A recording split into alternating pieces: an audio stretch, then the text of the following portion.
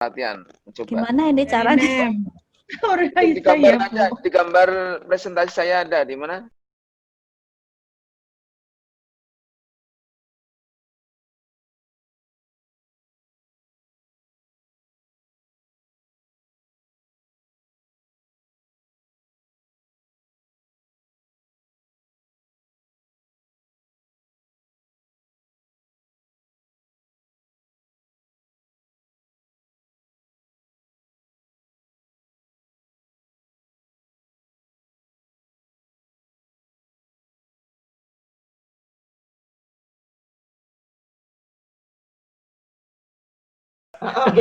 Puasa ini Pak. Kecil. Kurang ngebahas. Malang apa kabar Pak PSBB? Waduh, ini bagaimana Pak Ibu kabarnya? Semuanya sehat semuanya? Alhamdulillah. Bapak Ibu, selamat bergabung dalam acara kita di Diklat Online, khususnya di sesi kedua yaitu menggambar tampak. Pada minggu ini nanti saya yang akan mendampingi Bapak Ibu dalam kegiatan Diklat, khususnya di menggambar tampak ya nanti. Dan kemudian di sini mungkin agendanya kita yang pertama nanti kita akan saya jelaskan dulu kegiatannya apa, kemudian materinya yang mau saya sampaikan, ada beberapa yang mau saya sampaikan. Kemudian sesi kedua nanti kalau bisa kita tanya jawab. Ya khususnya nanti di materinya, apapun nanti juga di tugasnya, prakteknya, ini yang penting Bapak Ibu. Ya mungkin ada yang belum jelas di tugas prakteknya, bisa ditanyakan. Ya karena nanti Bapak Ibu nanti dalam seminggu ini Bapak Ibu sudah mungkin bisa mengerjakan tugasnya. Mungkin kalau kemarin hari pertama sudah melaksanakan bisa melihat tampilan materinya, mungkin Bapak sudah pelajari, sekarang mungkin bisa tanya jawab nanti. Mungkin itu yang saya sampaikan nanti. Memang ini nanti Pak Wahyu yang akan mengatur hostnya nanti Bapak Ibu dalam kegiatan pembelajaran live sessionnya ini. Ya siap. Nah nanti kalau ada yang mau posisi tanya jawab, nanti Bapak Ibu nanti akan bergiliran, enggak semuanya. Tapi karena kita dibatasi waktu, ya enggak banyak Bapak Ibu. Nanti jika ada yang belum tersampaikan, ada yang masih tanya-tanya, nanti kita akan lanjutkan di sesi forum diskusi.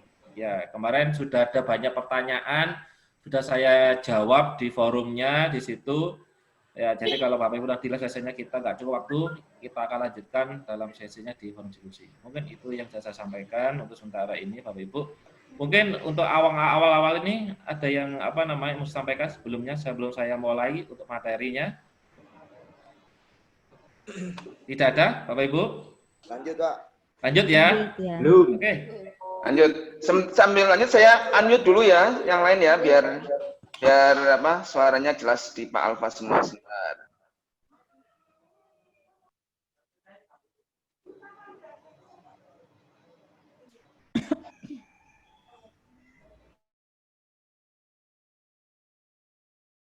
Oke, monggo Pak Alfa.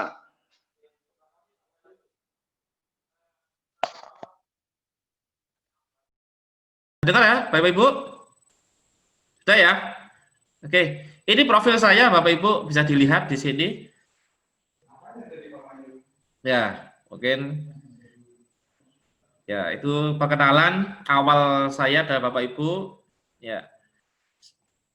Kemudian Bapak Ibu, saya ngawali dulu di Kerja Konsultan, kemudian tahun sebelum saya masuk ke VDC, saya bekerja di konsultan perencana, kemudian setelah itu tahun 2002 saya daftar ke VDC, maka jadi sini saya bekerja di Departemen Bangunan, khususnya di Widya Iswara. Ini. Bapak Ibu, ada yang perlu saya sampaikan sebelum saya ke materi inti, Bapak Ibu, sebenarnya akan saya tunjukkan beberapa profil saya di sini.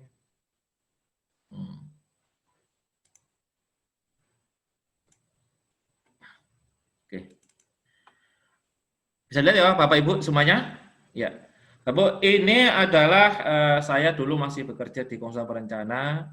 Ya, saya dulu di desainer, bisa di perencanaan desain. Ya, ini adalah hasil karya saya. Ini mungkin ini tahun 2002, ini sekitar 2002, sebelumnya ini saya sudah bekerja di sini. Ya, ini hasil karya saya, Pak Ibu. Software yang saya gunakan waktu itu adalah pakai AutoCAD, dan mungkin Bapak Ibu masih belum mengenal namanya, ada program namanya CoRender. Nah, ini saya dulu sudah menggunakan program-program grafis di 3 dimensi. Ini.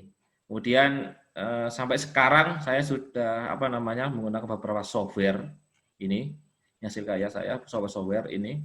Saya menggunakan AutoCAD, SketchUp, V-Ray, dan lain-lain, banyak Bapak Ibu. Sampai sekarang saya gunakan. Ini hasil karya saya semua di sini. Ini sampai dulu saya pakai 3D Max, Elementary, Photoshop. Mungkin Bapak lebih banyak menggunakan program yang selama ini sudah berkembang. Sampai saya Bapak Ibu sebelum Corona muncul saya sudah belajar. Novelnya juga sama Corona. Ini, ya. Saya belajar ini awal rendering, ya pakai nama software Corona. Padahal ya sebelumnya sudah ada softwarenya, belum virus Corona sudah ada ini. Ya, ini hasil karya saya semuanya, softwarenya. Kemudian yang terakhir saya juga pernah belajar tentang printer 3 dimensi. Ini hasil karyanya printer 3 dimensi. Kemudian ini saya pakai mesin Proto 3 dimensi. Kemudian ini saya menggunakan menggunakan printer yang dimana pakai plastik ini, ya. Kemudian laser cutting semua sudah saya pernah coba semua ini. Tapi maaf Bapak Ibu, saya di sini tidak tidak mengajari Bapak Ibu untuk belajar tentang software itu, karena maaf kalau Bapak Ibu untuk belajar software itu sangat banyak sekali. Ini sangat banyak sekali. Ini. Jadi Bapak Ibu kalau ingin mengajari teman-teman sekarang software sudah banyak berkembang. Ini. Jadi Bapak Ibu ini yang jadi persoalan nanti. Kenapa kok saya memilih materi yang paling sederhana? Karena ini yang kita lupakan. Kita belajar tinggi-tinggi, belajar tentang ini, ternyata kalau basic dasarnya kita tidak ada, percuma Bapak Ibu. Ini. Kemudian saya juga kerja di konsultan. Sekarang saya juga sebagai juru gambar. Dulu awal-awalnya saya sebagai desainer, saya sampai sekarang pun juga hasil gambar kerja yang selama ini sudah saya kerjakan semua. Ini salah satu sebagian ini Bapak Ibu. Mungkin ini yang profil saya ini, ya. Kemudian Bapak Ibu, ada yang perlu saya sampaikan juga di sini adalah tentang studi kasus ini, Pak Ibu. Ya. Ya. Pengalaman saya, ya mungkin Bapak Ibu sudah banyak yang pengalaman khususnya di lapangan. Studi kasus ini yang paling saya sering itu adalah banyak para konsultan itu selalu menggambar gambar 3 dimensi. Tapi yang kelemahannya biasanya di gambar kerja yang tidak informatif. Ini. Ya, saya tahu Bapak Ibu, saya lihat anak-anak sekarang ini lebih senang gambar 3 dimensinya dari menggambar gambar kerja. Ini. Padahal Bapak Ibu, kalau kita fokus mengajar 3 dimensi sampai rendering, sampai realistis, sampai di mana itu sebenarnya tidak masalah Bapak itu mengajarkan. Tapi itu sebenarnya ada porsi orang lain. Nah, itu bagian perencana. Bahwa kekuatan kita, toolnya kita seorang anak-anak SMK itu, kalau dulu namanya itu jurusan gambar bangunan, ya gambarnya itu yang paling diutamakan. Nah, ini yang lemah sama ini. Coba Bapak Ibu lihat di sini. Ini hasil produk seorang desainer desainer. Hasil kerjanya kayak gini. Ya, maaf, ini saya backlist. Kebetulan ini proyek saya sampai sekarang. Kebetulan saya di sini sebagai pemborongnya di sini. Gambarnya kayak gini, Bapak Ibu. Ya. Kita sulit. Ya, ini nggak detail. Dia hanya mau mengandalkan gambar 3 dimensi. Ya. Ini dia gambarkan gambar-gambar 3 dimensi. Udah bagus Pak, Bapak Ibu, ini gambarnya. Tapi Bapak Ibu kita lihat, untuk gambar kerja di lapangan itu kesulitan kan. Akhirnya apa? Kita lihat. Kita konsultasi di lapangan antara saya dan konsultan dengan konsultan ini. Hasilnya. Coret-coret semuanya ini. Kayak gini. Kenapa? Gambar itu kan sebenarnya produk yang akan kita laksanakan di lapangan, Bapak Ibu. Kalau kemampuan juru gambar tidak bisa, akhirnya apa? Di lapangan yang kesulitan, Bapak Ibu. Ya kayak gini akhirnya. Kita pakai apa namanya? Pakai soft drawing, kita nggak mau di lapangan, ada masalah kita sket karena waktunya nggak ada. Ini. Padahal itu kita hanya untuk ke gambar ini aja kita kesulitan. Nah, ini yang jadi masalah di lapangan. Akhirnya Bapak Ibu di lapangan kayak gini nih. Ya, penyelesaiannya di lapangan itu tidak mudah Bapak Ibu. Ya, sambungannya bagaimana nanti? Oh ternyata ini ada masalah tentang joinnya di kolom ini. Ini saya temui di lapangan, ini real di lapangan, Bapak Ibu. Ya. Jadi seorang juru gambar itu juga dia bisa menggambar dengan baik. Tidak bisa kita menggambar 3 dimensi saja. Ini yang Bapak Ibu pahami. Ya, dan ini banyak kelemahannya. Bapak apa namanya? Seorang gambar kerja ini. Ya. Selain enggak standar, enggak informatif, enggak detail, repot yang di lapangan ini. Ini memang saya coba apakah bisa sih saya menggambar di lapangan tanpa gambar kerja. Ternyata kesulitan ternyata. Ya, ini benar ini saya lapangan di sini. Mungkin Bapak sudah punya pengalaman ini salah satu pengalaman supaya saya cerita ini. Kenapa sih kok kita itu kok materi gambar itu penting di sini. Ini. Kedua, kita lihat ini hasil anak-anak peserta lomba LKS tingkat nasional. Kebetulan saya mulai membimbing dulu tingkat LKS, provinsi, kabupaten, nasional. Ini hasil produknya, Bapak Ibu lihat kayak gini nih. Gitu. Ini tingkat nasional dan ini salah satu juara 1. Ini. Nanti Bapak Ibu bisa lihat komentarnya bagaimana. Apa sudah? Ini standarnya. Ini tingkat nasional. Kemudian ini juara 2, juara 3, juara 4. Bagaimana Bapak Ibu? Di kelas aja tingkat nasional gambarnya macam-macam Bapak Ibu. Kayak gini nih. Sekarang kan kita ini kayak pelukis. Antara tanpa ini, lihat. Macam-macam. Simbolnya aja macam-macam karuan. Nih. Ya.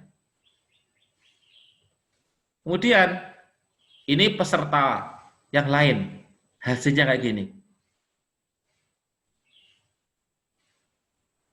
Kasih satu gambar, dia bisa gambarnya macam-macam. Buat simbolnya macam-macam. Hanya untuk gambar tak tampak saja kayak gini. Ini masih tingkat nasional, apalagi tingkat provinsi, kabupaten, ya. Nampaknya kemarin saya itu anak-anak yang prakrin di sini. Itu. Kalau suruh gambar dimensi, Bapak Ibu, cepat, wes, top, ya semangat. Tapi kalau suruh gambar kerja, ini sudah lamanya minta ampun. Dan setiap anak-anak prakrin di sini itu macam-macam persepsinya. Ini contoh-contoh kasus ini. Nah, itu salah satu kasus-kasus yang saya temui di lapangan dan juga contoh-contoh anak-anak yang dari lomba-lomba di tingkat nasional, provinsi dan lain-lain. Yang saya tanyakan Bapak Ibu sekarang di sini, Bapak Ibu tahu nggak kira-kira jenis gambar kerja itu apa saja? Saya mau tanya di sini, kira-kira. Yang tahu ngechat ditulis di chat, ayo yang tahu. Nah, yang chat. Gambar kerja. Coba sekarang saya tanya sekarang. Kira-kira jenis gambar kerja itu apa saja sih yang Bapak Ibu tahu di sini? Nah, coba Ditulis di chat.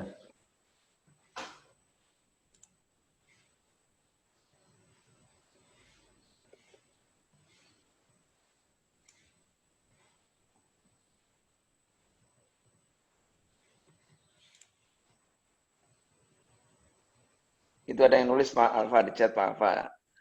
Yang mana ini? set plate, DED, ya. Apalagi kira-kira? Ayo tulis di chat ya, chat. Cuma tahu ada yang DED, cuma itu saja. Gambar denah, gambar potongan, ya, detail tanpa potongan, bestek, soft drawing, ya. Apalagi? As-built drawing, ya. Sudah, itu saja. Oke, denah atau potongan, oke, ya. Ya. Bapak Ibu,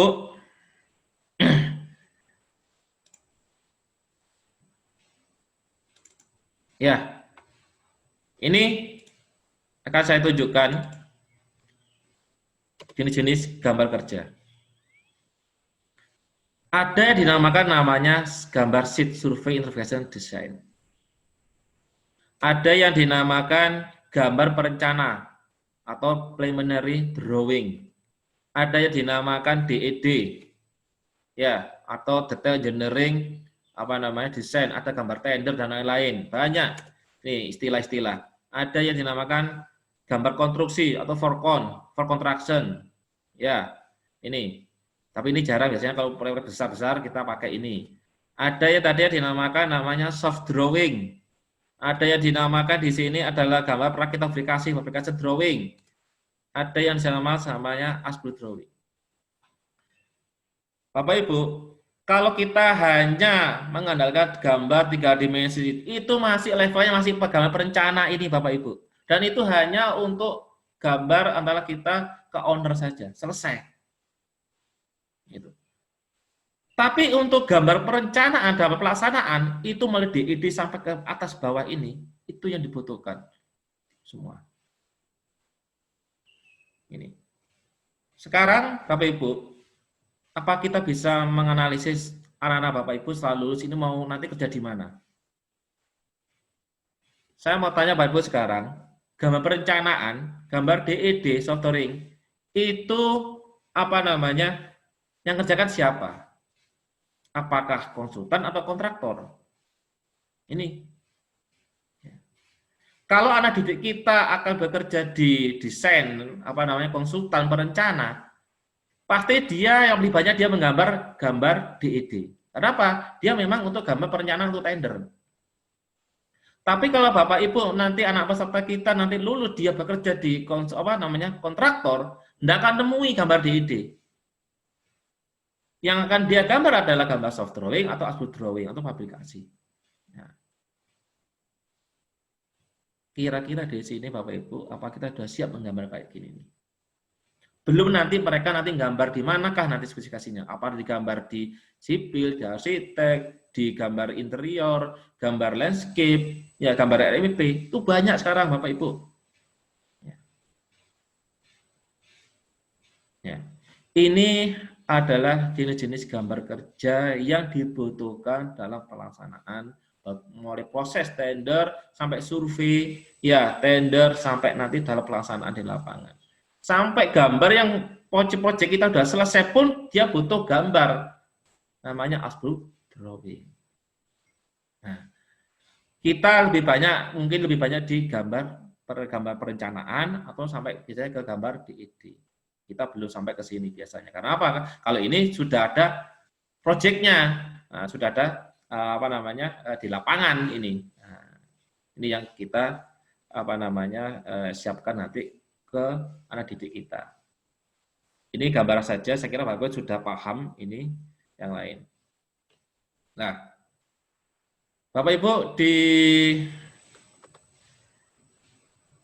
elemen kompetensi ya KAK, itu Bapak sudah nanti bisa dilihat bahwa dalam menggambar tampak ini, elemen pertama adalah kita melakukan persiapan gambar. Ini, Bapak Ibu bisa lihat KUK-nya ada di sini semua, ya Bapak Ibu bisa nanti pelajari, itu ada di LMS-nya, ya. Kemudian menggambar tampak itu di sini semua, ya. Kemudian membersihkan gambar itu sudah salah satu elemen dalam gambar tampak. Ini, ya. Nah, Ya, tadi sudah sebutkan selain dari jenis gambar ada golongan gambar.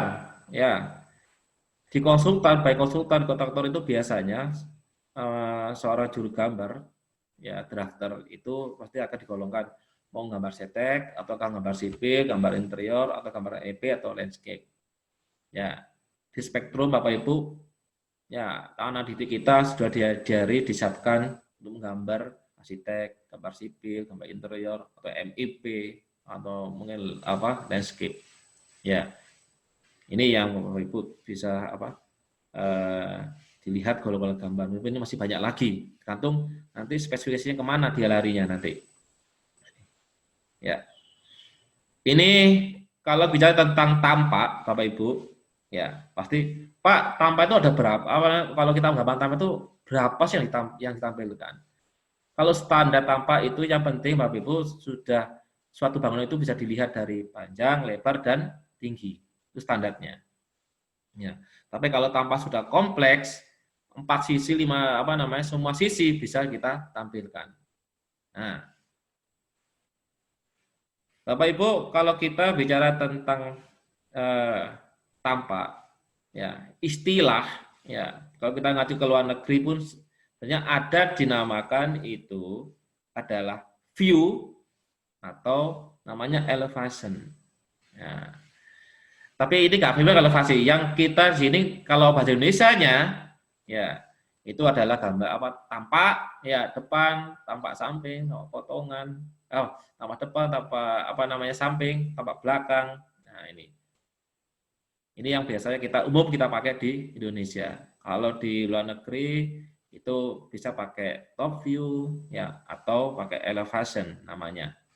Jadi Bapak Ibu tidak usah bingung. Nanti kalau nemuin apa sih elevation itu? Elevation itu ketinggian, padahal elevation juga di situ nama dari tampak seorang bangunan. Gitu. Nah, penamaan tampak pun Bapak Ibu ya ada yang berdasarkan arah mata angin. Nah, ini. Ya. Jadi ada tampak utara, tampak barat, tampak selatan, tampak timur. Ya, atau ke sana south elevation, north elevation, east elevation atau west elevation. Ini yang kita juga sering dipakai ini. Ya. Nah, dalam gambar tampak Bapak Ibu ada yang perlu elemen yang Bapak diperhatikan. Ya. Pertama adalah ketebalan garis. Ini yang penting. Ya, tebal tipis garis, tipe garis, ya, proporsi besar kecil teksnya, baik itu di keterangan judul, kop gambar dan lain-lain. Saya banyak temui, ini kasus-kasus yang sering saya temui dalam anak-anak menggambar. Ini, ya ada teksnya kebesaran, ada teksnya kekecilan, yang nggak proporsi, judul sama keterangan sama besarnya, ya, keterangannya besar, judulnya kecil. Nah ini. Kemudian ada proporsi besar kecilnya di dimensi. Ini juga masalah. Banyak yang dalam setting itu dimensinya juga kadang kita banyak yang keliru. Ini. Kemudian proporsi simbol kode. Ya, kemudian proporsi tentang material. Ya, proporsi artinya di situ ada yang simbol-simbol itu kebesaran. Ya. Contohnya kemudian kode-kodenya juga tidak standar. Kemudian proporsi material. Bapak Ibu, banyak saya temui di gambar tampak itu enggak proporsional untuk memberi material, kode material. Contohnya gentengnya kebesaran, simbol klosetnya misalnya di denah itu kebesaran kekecilan. Akhirnya orang-orang yang melihat itu benar enggak ini besarnya segini. Nah, ini kadang-kadang. Kemudian terakhir adalah lembar letak posisi terhadap lembar gambar. Ini yang paling sering kita lihat kesalahannya. Dan ini adalah nanti acuan Bapak Ibu nanti saya ya dalam menggambar. Ini. Ya, mungkin ini yang akan Bapak Ibu lebih diperhatikan di elemen ini yang akan saya lihat nanti. Nah, kemarin ditanya, Pak, komponen apa saja yang sering kita pakai itu yang akan diperhatikan? Komponen yang harus konsisten. Ya. Yang pertama di sini adalah fasad bangunan, tampak tampilan. Ya jelas, kalau nama kita namanya tampak, ya fasadnya harus terlihat dengan benar. Ya, itu. Kemudian tampak kode kusai jendela. Nah, ini tampak kode jendela. Ini yang bagaimana tampak kode jendela. Dan simbol material, bagaimana simbol material, konstruksi, grid, dimensi, elevasi, simbol detail, ini nanti akan saya jelaskan nanti, ya apa sih tampak, bagaimana simbol, bagaimana konstruksi, bagaimana sih grid, bagaimana dimensi panjang lebar tinggi, bagaimana elevasinya, simbol detail bagian fasad, tebal tipis garis tanah, ya kemudian simbol pendukung, bagaimana ya simbol potongan bangunan, parsialnya bagaimana, keterangan judul gambar, ya skalanya catatan-catatan yang harus ada dalam kertas itu atau simbol bahan kode singkatan abbreviation dan kop gambar. Nah,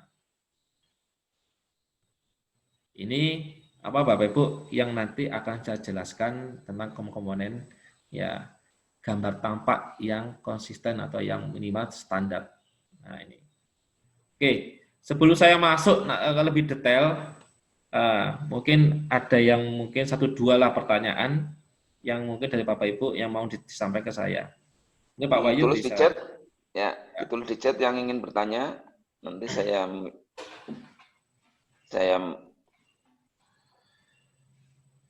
ada yang ingin bertanya Bapak Ibu? Oke, Pak Isdianto ya. Sebentar. Oh, malah sudah ditulis tuh Pak. Kenapa menggambar tampak lebih dulu daripada potongan, Pak Alfa? Oh, Oke. Pak, ini Pak Ahmad. Bentar, Pak Isdianto dulu ya. Sebentar, Pak Isdianto.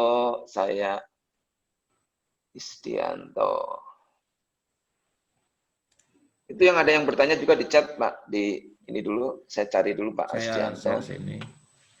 Apa tadi yang ditanyakan apa? Ada yang bertanya tadi apa tadi? Kenapa menggambar tampak lebih dulu daripada berpotongan? Ya, ini Pak Ahmad ya. Oke, Bapak Ibu, ini pertanyaan yang sering diajukan apa namanya oleh teman-teman. Ini pada waktu diklat ini. Bapak Ibu, ini yang harus Bapak Ibu pahami, ya. Ada 2 apa namanya metode dalam penggambaran. Yang pertama, kita posisinya sebagai desainer apakah sebagai juru gambar. Ini. Ya. Kalau saya seorang desainer selalu Halo? Jelas Bapak Ibu ya? Ya. Jadi ada 2 pandangan. Pertama, kita posisi sebagai desainer, arsitek, ya, ataukah sebagai juru gambar. Ini, ya. Kalau seorang desainer, ya, biasanya itu dari denah dia langsung ke tampak, ya. Kenapa? Itu yang utamakan. Kemudian ke potongan, Pak Ibu. Nah ini, ya. Tanya, kalau seorang drafter, dia akan menerima gambar, ya, Pak Ibu, menerima gambar dari desainer. Ya, makanya biasanya untuk dia pendetailan dan skalatis, biasanya dia itu dari denah, potongan, kemudian konversi ke tampak. Nah, ini yang Bapak Ibu posisikan. Kalau di drafter biasanya denah, potongan, tampak. Kalau desainer dia tidak dari denah, tampak, apa namanya, potongan. Ini. Loh, ada yang bertanya, lupa apa bisa dari tampak? Loh, Bapak Ibu, seorang desainer itu, ya, saya perhatikan, seorang desainer itu sudah biasa dilatih. Ya, ada dinamakan namanya form follow function atau function form apa namanya? Form follow function, ya, atau function form follow function follow form. Artinya itu bentuk mengikuti fungsi atau fungsi mengikuti apa namanya bentuk. Itu sudah biasa dilatih Bapak Ibu. Jadi gambar denah dia membuat tampak, membuat tampak desain itu sudah biasa. Potongan nanti dulu. Nah, ini ya. Ada yang lebih ekstrim lagi. Pak, apakah dalam desain merencanakan itu harus denah dulu? Belum tentu, Bapak Ibu. Desainer itu bisa dari tampak dulu, dari bentuk dulu. Contohnya apa? Coba Bapak Ibu lihat bangunan teater Keongmas itu. Keongmas itu ngadopsi dari bentuknya dulu, baru fungsinya dimasukkan. Nah, ya. Jadi Bapak Ibu jangan bingung. Loh Pak, kenapa kok dari Dena langsung ke Tampak apa bisa? Bisa. Ya itulah desainernya. Ada teori lagi mengatakan ada black box atau namanya glass box. Itu biasa, Pak. Kalau black box dulu itu, Pak, itu enggak ada perencanaan, Pak. Dulu itu dia mau apa namanya bangun candi aja. Dulu itu dia lewat intuisi, ya mungkin lewat semedi dan lain-lain. Nah, itu namanya black box. Ya. Kalau glass box perencanaan, ya itu adalah menggambar. Sebelum menggambar dia menganalisa konsep. Nah, jadi Tampak itu dari Dena ke Tampak dia sudah mulai proses analisa konsep sudah biasa. Nah, kalau orang-orang dari desainer itu sudah biasa. Nah, tapi kalau orang yang belum berencana biasanya lah dari situ biasanya ada apa namanya kurang presisi. Makanya biasanya orang juru gambar ya itu dia kalau sudah pengalaman biasa itu dari situ dia akan mengkoreksi ya memproyeksi dari Dena, Tampak, potongan, rencana atap itu biasanya. Nah, kemudian oh Pak ini kurang tinggi Pak karena ini konstruksinya kurang Pak ini kalau susunan lah itu biasanya seorang juru gambar itu yang ahli di situ. Desainer yang penting dia gambar secara global elevasinya. Nah, belum sampai ke detail sampai ke gambar konstruksi. Nah, itu. Jadi ada yang menggambar dari Dena Tampak potongan, ya, atau ada yang kadang menggambar dari Dena potongan ke Tampak. Itu tidak masalah. Itu ada posisi di mana kita, apakah posisi sebagai desainer atau sebagai juru gambar. Nah, oke. Pak Isdianto mungkin mau bertanya, silakan. Oke, silakan ada lagi. Iya. Isdianto. Oke, Pak. Langsung lagi. Nah, Pak, maaf Pak. Ya. Ini terkait dengan jurusan kita yang namanya DPIB. Nah, ini kan namanya Desain Pemodelan dan Informasi Bangunan. Kalau dengan penjelasan yang Bapak berikan tadi, kemungkinan kemungkinan besar kan kalau desain pemodelan mengarahnya kan kalau gitu lebih banyak ke desain daripada drafter. Jadi makanya saya melihatnya dari beberapa tingkah mungkin bisa jadi kurikulum yang dibuat ini kok akhirnya anak-anak lebih mudah mengadopsinya ke 3D-nya daripada diajari 2D. Ini kan gara-gara bisa jadi ini. Dan anak-anak akhirnya ya kita pun juga akhirnya yang dulu berusaha untuk membuat anak-anak ini jadi drafter itu kan terus berubah ya, yang kita berikan Dena potongan dulu Tampak biar semua urut dan benar gitu misalnya maksudnya presisi semua jadi proyeksi mulai awal sampai akhir itu benar sehingga kalau mungkin baru dengan jelaskan bahwa ternyata desain ini kalau dulu saya jelaskannya anak-anak ke brosur biasanya kan langsung Dena sama Tampak. Nah itu kita mempersepsikan dulu ini loh itu karena sudah terbiasa sudah terbiasa kayak sehingga perkara presisi ukuran dimensi dan itu nanti saja karena hubungannya dengan user itu benar ya Pak ya kalau iya betul. Oke, itu aja Pak Yes. Halo? Ya, terima kasih Pak Is. Jadi ini yang jadi dilema Pak Is sekarang. Ya, kalau kita namanya DPIB ini juga masih kendala juga. Apakah Bapak Ibu sudah mengajarkan kalau desain perencana, apakah Bapak Ibu sudah adakah di spektrum itu materi tentang desain perencana? Maaf, kalau desain perencana itu luas Pak. Seorang desainer yang pertama dia harus belajar tentang prinsip desain. Sudah diajari? Ya. Kemudian, apakah kalau kita sudah mengajari tentang prinsip tentang coloring, warna? Kalau kita mencetak anak-anak jadi desainer, ya maaf, kita tandingnya nanti dengan orang arsitek. Tandingnya orang arsitek ini kelasnya arsitek. Padahal kita repot juga. Ya Bapak Ibu, dulu gambar bangunan itu jadi andalan. Maaf, saya jujur. Orang desainer itu belum tentu dia mampu gambar kerja, Pak. Gambar kerja belum mampu dia. Kalau suruh gambar desain mampu, tapi kalau gambar kerja dia angkat tangan. Nah, biasanya diserahkan ke siapa?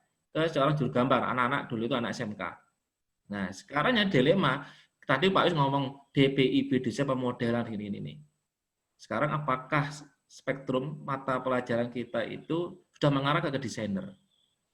Nah, padahal bobot apa namanya nilai plus ya lulusan juru gambar itu adalah di gambarnya. Nah ini kalau lulus kita tanding kalau supaya Bapak Ibu anak-anak bisa gambar desain ya itu butuh waktu proses yang panjang ya bukan hanya untuk contohnya gini. Kalau kita tentukan suatu luasan ruangan, itu tidak mudah, kayak 3x4. Enggak, itu ada proses analisis konsepnya. Nah, ini. Ya. Saya nggak tahu Bapak Ibu, saya terakhir. Namanya desain pemodelan. Nah, akhirnya gini, yang penting saya model-model aja, cuma yang paling desain modelan, nggak 3 dimensi, gini. Tapi gambar kerjanya kita sulitan. Sekarang apakah sinkron dengan mata pelajaran kita? Nah, itu. Berapa porsinya untuk desain? Nah, ini. Kalau di jurusan S1, desainer, itu totalitas Pak, Bapak Ibu. Gambar kerjanya sedikit, desainnya yang banyak, yang olah bentuk semua. Nah ini, ya Bapak Ibu. Ya, jadi sekarang saya kembalikan ke Bapak Ibu. Ya, kalau Bapak Ibu anak-anak mau jadikan mereka hebat dalam desainer, tidak masalah Bapak Ibu. Tapi Bapak ingat, setelah lulus, mereka akan bertanding dengan orang-orang desainer yang lebih, dia sudah menguasai lebih dulu. Ini, ya. Kalau Bapak Ibu ingin tanding dengan orang desainer, nah ini Bapak Ibu ya silakan itu. Tapi kalau Bapak ingin anak-anak didik kita supaya belajar tentang gambar kerja yang benar, nah itu orang desainer belum tentu dia bisa mampu. Nah ini. Tapi idealnya, lupa boleh Pak kita gambar kayak ya boleh kalau Bapak bisa sanggup bisa nyetak gambar anak juru gambar itu mahir dalam gambar kerjanya, dia mahir dalam 3 dimensinya, gambar prestasi, gambar desain, itu hebat lagi. Itu kalau bisa ngalang-ngalih anak-anak S1 itu. Nah, ini. Ini itu bisa saya sampaikan. Ya. Ada yang lain Bapak Ibu? Tanyakan.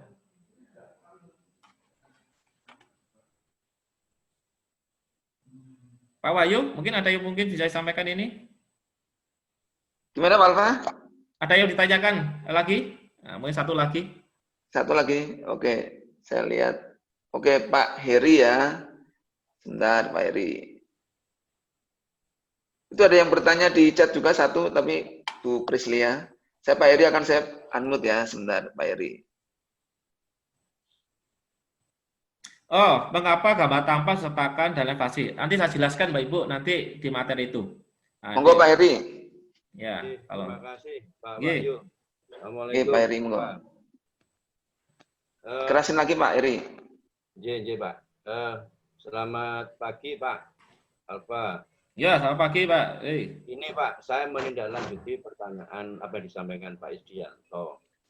Kalau saya melihat apa yang disampaikan Pak Alfa tadi, kita sebagai guru itu juga kebingungan Pak. Kalau menurut pribadi saya, kecenderungan kita untuk mengarahkan anak ke daftar itu mungkin bisa pada saat kita masih belum berubah spektrum kurikulumnya, Pak. Iya. Teknik gambar bangunan itu memang orientasinya anak daftar. Tapi ketika ada perubahan kurikulum yang sebetulnya baru ini, benar yang disampaikan Pak Isdianto bahwasanya anak-anak ini dia tidak hanya dirahkan sebagai daftar, sekaligus ke desainernya, Pak. Ya. Padahal mengingat waktu pendidikan yang cuma 3 tahun itu saja, kita juga kelabakan untuk menyiapkan itu. Itu yang pertama. Yang kedua, kita sebagai guru itu tidak punya dasar pendidikan desainer, Pak. Ya. Sehingga ketika kita dapat jatah mengajar di kelas 11 dan 12, itu sudah mulai diawali materi untuk desainer, Pak. Ya. Sehingga kita harus menggali ilmu lagi tentang desainer, itu kelemahannya itu. Ini yang selama ini sebenarnya saya butuhkan sebagai tenaga pengajar, karena saya mulai beberapa tahun ngajar di kelas 3 yang maksudnya materi untuk desainer itu. Sehingga kita sekali lagi saya kebingungan juga apa yang disampaikan Pak Alfa dengan sementara tuntutan kurikulum di kompetensi dasar yang kita ajarkan itu. Nah, ini baiknya gimana gitu loh Pak? Baiknya gimana Kalau saya tetap untuk materi drafter itu memang harus kita perdalam karena itu dasar, ilmu dasar. Tapi sementara kalau bisa nanti ada pelatihan lagi yang arahnya ke desainer Pak. Gitu aja usulan saya. Terima kasih Pak Alfa. Terima kasih Pak Heri. Iya Pak Heri. Ini memang kurikulum ini saya sudah ngikuti perubahan ya. Yang dulu tuh sampai kita pernah ke Jogja membahas judul ya, dari gambar bangunan menjadi DPIB. Itu dulu polemik besar Pak, polemiknya. Karena apa? Kalau desain perencana, ya tadi saya ngomongkan tadi itu, berapakah porsi besarnya dalam materi kita yang disampaikan oleh guru-guru ini ya. Jadi solusinya gini Bapak Ibu, Bapak Ibu boleh mengejar desainernya, tapi jangan lupa tetap anak-anak dibekali gambar teknik atau gambar kerja itu yang benar itu bagaimana. Ini yang lemah Bapak Ibu. Mungkin kalau anak-anak diajari, ini pengalaman saya anak-anak pragreen di VDC, ya. Anak-anak langsung gambar 3 dimensi, gambar ini, itu mahir Pak, cepat. Tapi langsung gambar kerja, itu sulit, ya, enggak paham kadang-kadang. Yang digambar pun kadang-kadang, kamu tahu artinya ini? Enggak tahu Pak, ini apa? Yang penting saya dulu dari guru saya, dari ini sudah saya ikut aja. Loh, dari evaluasi enggak ada. Loh, ini yang repot juga. Dia gambar hanya nyontoh saja, selesai nggak ada evaluasi, dia bingung. Tapi lah suruh gambar desain, gambar perencana, itu gambar modeling, ya modeling itu wah seneng. Nah sekarang saya pernah mengajari guru-guru saya belum perencana Pak ini, saya gambar modeling, repot juga. Guru-guru sekarang ini software-nya macam-macam, tuntutannya juga macam-macam. Kemarin ada tanya, Pak, saya mau kursus pakai software ini, itu sudah bisa Pak, pakai AutoCAD, tidak bisa. Ya repot juga kayak gini nih. Padahal belajar AutoCAD itu dasar ya Pak ini. Sekarang materi ya ada teman yang lain. Oh, jadi Bapak enggak spesialis di gambar manual. AutoCAD-nya enggak Pak. Waduh ini. Tapi mintanya yang aneh-aneh. Nah, ini repot Pak ini juga. Nah. Jadi Bapak Ibu, banyak guru-guru kita, kemarin di UKK juga sama. Ya. Dari 100% ya, yang benar-benar dia menguasai AutoCAD, ya cara gambar dan benar, itu saja mungkin dikit karena itu 20% Pak. Yang saya sebagiannya enggak bisa sama sekali. Ya, belum pernah. Sisanya biasa gunakan tapi enggak mahir. Paling 20% dia mahir gunakan. Nah, ini yang jadi catatan bagi kita semua. Ya. Untuk perencana, ya ini repot. Saya maaf Pak, kita dulu kemarin kita tuh udah fokus di vokasi. Ya, kita tuh di GTK. Jadi saya tuh Pak sebelumnya ngajar ya SD, ya guru SMP, SMA, repot ya SMK ini. Jadi untuk fokus ke vokasi ini kita repot ini. Ini kita cerita ke sini. Ya insya Allah nanti dengan perubahan ini dirjen kita nanti kalau misalnya di P4TK ini kita ke vokasi. Saya kira Bapak Ibu kita konsentrasi ke SMK. Nah ini kita lebih fokus ke sana. Nah ini supaya nanti apa sih yang tuntutannya yang Bapak Ibu itu yang lemahnya di mana ini. Pak di sini nggak ada perencanaan. Ya oke besok kita kembangkan nanti di perencanaan. Ya kalau memang itu dibutuhkan ini.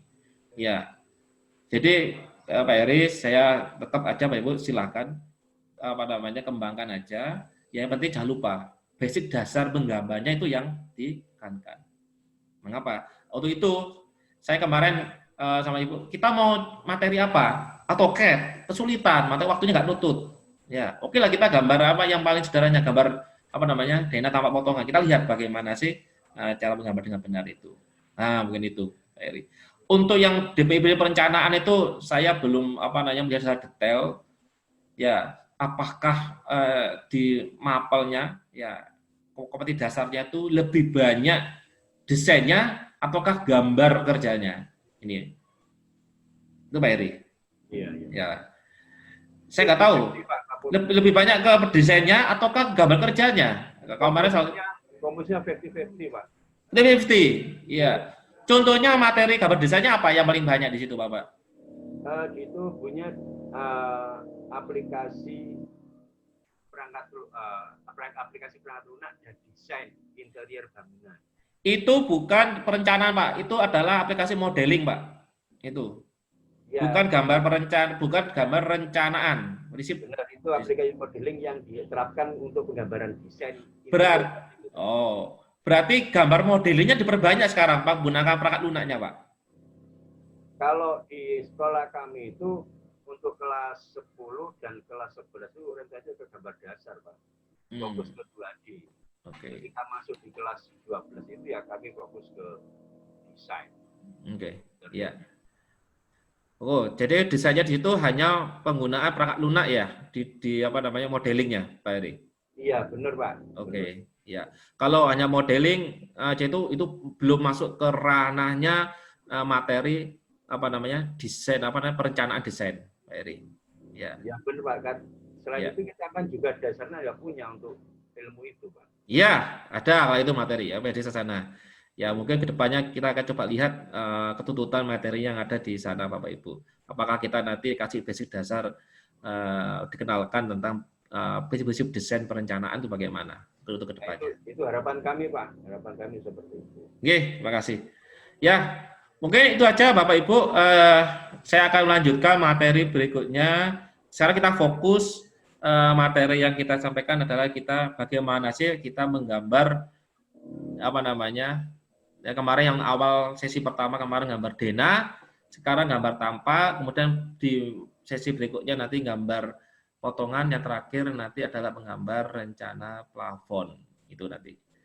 Oke, saya ke bagian ini saya menggambar tampak saja. Oke.